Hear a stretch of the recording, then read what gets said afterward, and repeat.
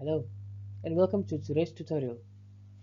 In this lesson, we'll learn how to determine if an object behaves like a promise in JavaScript.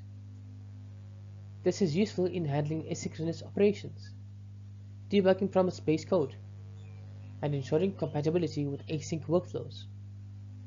Let's explore an efficient way to check for promise-like objects. Promises in JavaScript follow a specific pattern.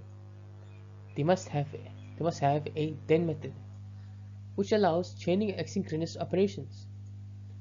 By verifying the presence of this method, we can identify promise-like objects efficiently. This function works by first ensuring the object is non-null, and then checking if it has a then method. Since both native promises and custom promise-like objects follow this pattern, this check provides an efficient way to detect them.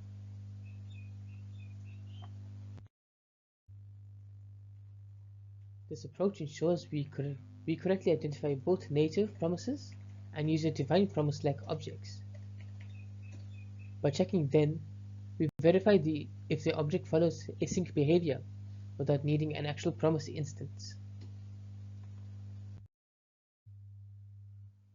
This function correctly identifies valid promise-like objects while excluding non-promise objects. The presence of then is a strong indicator of asynchronous behavior in JavaScript.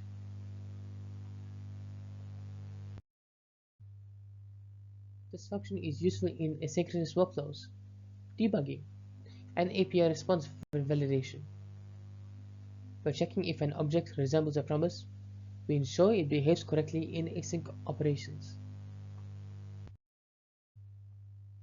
This wraps up our lesson. We've learned how to check if an object is promise-like, ensuring capability in asynchronous JavaScript workflows. This technique is useful in API calls, async function debugging, and handling custom promises. Try using it in your projects. Thank you for watching.